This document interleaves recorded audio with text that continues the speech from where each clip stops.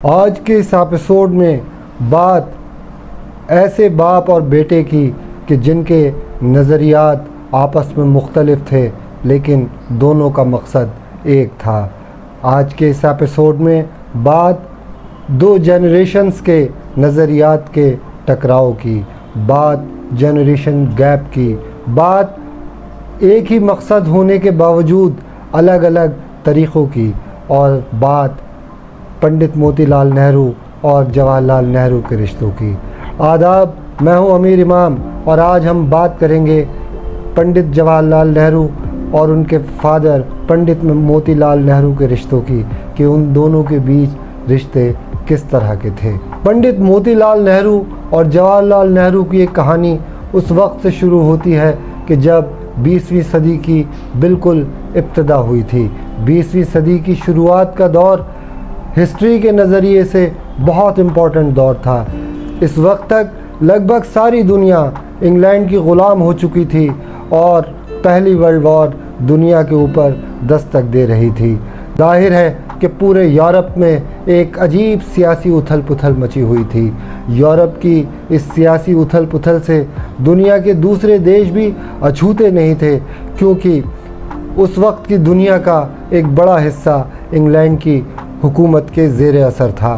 हिंदुस्तान अंग्रेज़ की सबसे बड़ी कॉलोनी था और लॉर्ड मैकॉले की नई एजुकेशन पॉलिसी ने सिर्फ अंग्रेज़ सरकार के लिए काम करने वाले बाबू ही नहीं बनाए थे, बल्कि इस पॉलिसी के बाद जब मॉडर्न एजुकेशन इंडिया में आई तो इंडियन एलीट क्लास के अंदर भी एक पॉलिटिकल अवेयरनेस आई।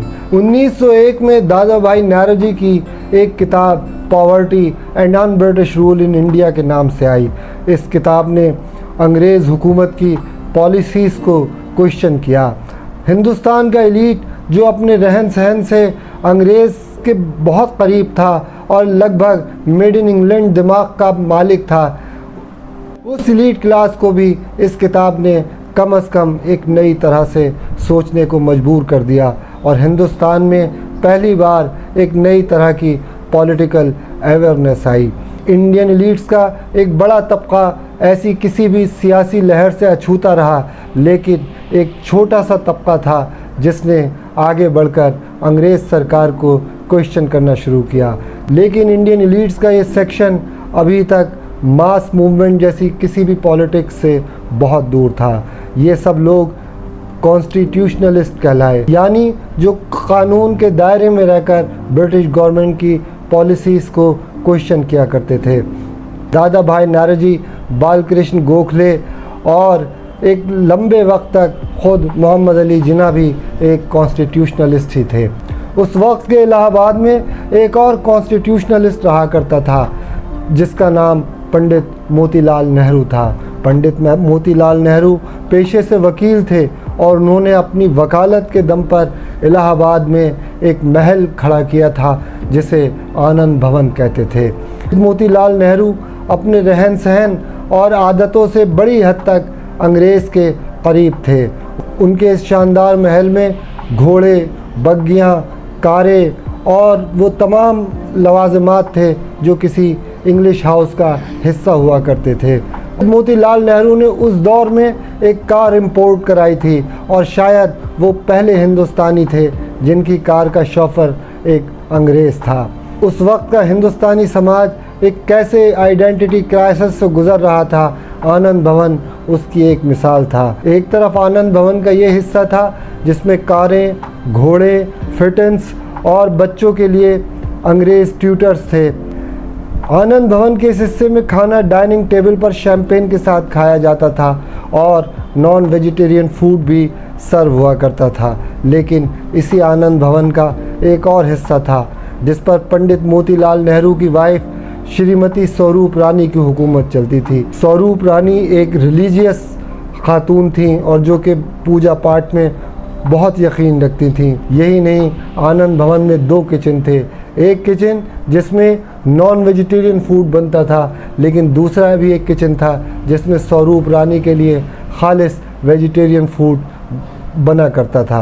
आनंद भवन के अंदर रहने वाले लोगों की ज़िंदगी इन 2 अलग अलग किचन्स और 2 अलग अलग वे ऑफ लाइफ के बावजूद बहुत पीसफुली चलती रही। ये शांति जब तक रही जब तक कि मोतीलाल नेहरू जी के बेटे जवाहरलाल नेहरू इंग्लैंड से पढ़कर वापस नहीं आ गए। पंडित जवाहरलाल नेहरू जैसे जैसे जवान होते गए उनके बागियाना तेवर ज़ाहिर होते चले गए।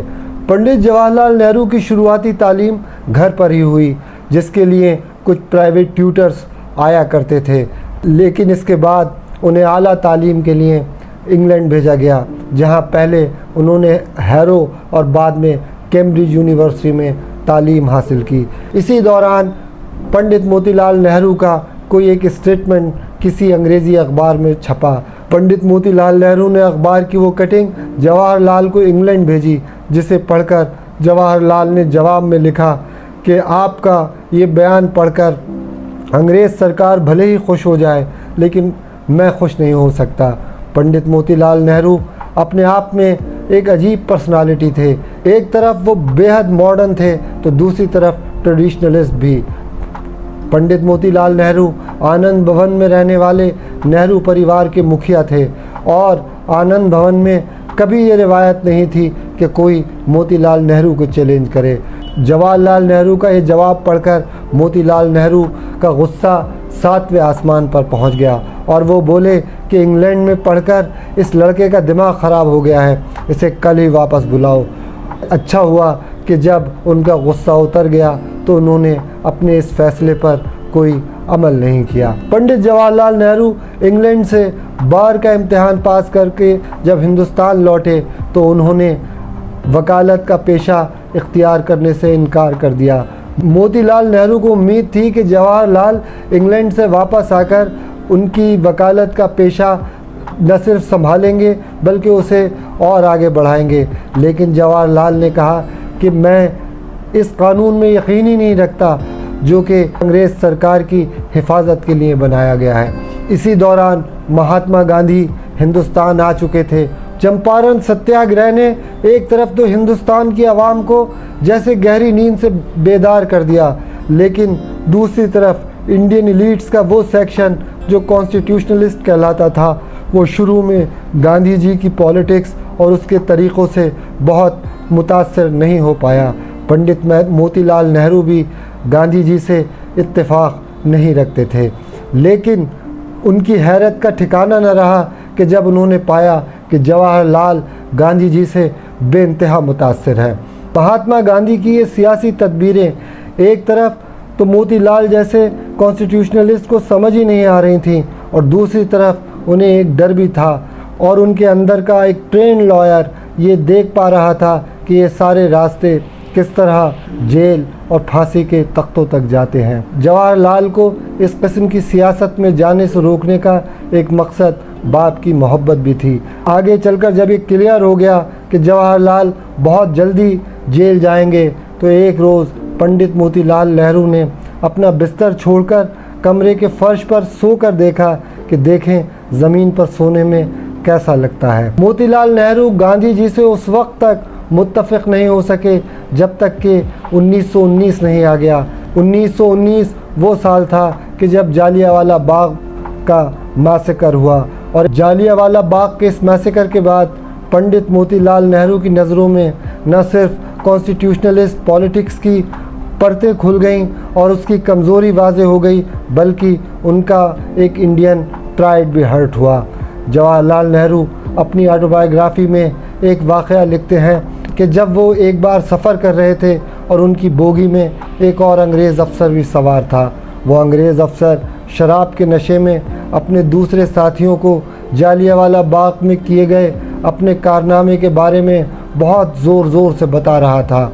ये अफ़सर जनरल डायर था। इसके बाद मोतीलाल नेहरू, महात्मा गांधी और जवाहरलाल नेहरू, इन तीनों को एक प्लेटफॉर्म पर आने में देर नहीं लगी और अंग्रेज़ इन तीनों को Trinity of a father and a son and a Holy Ghost कहा करते थे। ये तीनों हिंदुस्तान की अंग्रेज़ों से आज़ादी चाहते थे, मगर तीनों इसके लिए अलग अलग रास्तों के हामी थे और कई मरतबा एक दूसरे से डिसएग्री भी किया करते थे। जैसे पंडित मोतीलाल नेहरू डोमिनियन स्टेटस के कायल थे और जवाहरलाल नेहरू कंप्लीट इंडिपेंडेंस के। बताते चलें कि डोमिनियन स्टेटस एक ऐसा अरेंजमेंट था कि जिसमें हिंदुस्तानियों की मांग थी कि हिंदुस्तान की सरकार हिंदुस्तानी बनाए, लेकिन वो पूरी तरह ब्रिटिश क्राउन से आज़ाद ना हो बल्कि ब्रिटिश क्राउन के मातहत हो, जबकि कंप्लीट इंडिपेंडेंस के तरफदार हिंदुस्तान की मुकम्मल आज़ादी चाहते थे, यानी ऐसा हिंदुस्तान जिसका ब्रिटिश क्राउन से कोई ताल्लुक़ ना हो। इस इख्तिलाफ़ को लेकर दोनों बाप बेटों यानी पंडित मोतीलाल नेहरू और जवाहरलाल नेहरू में बात इस कदर बढ़ी कि दोनों में लगभग बातचीत बंद हो गई। दोनों साथ डाइनिंग टेबल पर खाना खाते थे लेकिन एक दूसरे से बिल्कुल बात नहीं करते थे। बीके नेहरू एक वाक़या नकल करते हैं कि जब आनंद भवन की डाइनिंग टेबल पर आनंद भवन में रहने वाले लोगों के अलावा पंडित मोतीलाल नेहरू के कुछ और मेहमान भी थे। खाना खाते हुए पंडित मोतीलाल नेहरू ने फ़ारसी का एक शेर पढ़ा और जवाहरलाल नेहरू से कहा कि ज़रा इसका ट्रांसलेशन बताएं। जवाहरलाल नेहरू ने इनकार कर दिया, लेकिन जब पंडित मोतीलाल नेहरू ज़िद करने लगे तो जवाहरलाल नेहरू ने एक रफ सा ट्रांसलेशन बताया जो कि गलत था, जिस पर मोतीलाल नेहरू ने जवाहरलाल नेहरू को डांटते हुए कहा कि तुम्हें इतने मामूली अल्फाज का डिफरेंस भी नहीं पता। अब जवाहरलाल नेहरू के सब्र का पैमाना भर चुका था। जवाहरलाल नेहरू ने अदब से धीमे लहजे में कहा कि भले ही मुझे इन पर्शियन वर्ड्स का डिफरेंस ना पता हो, लेकिन मुझे डोमिनियन स्टेटस और कंप्लीट इंडिपेंडेंस का डिफरेंस बहुत अच्छे से मालूम है। इतना सुनते ही पंडित मोतीलाल नेहरू का गुस्सा 7वें आसमान पर पहुंच गया और गुस्से में उन्होंने चेयर से खड़े होकर पूरी डाइनिंग टेबल उलट दी।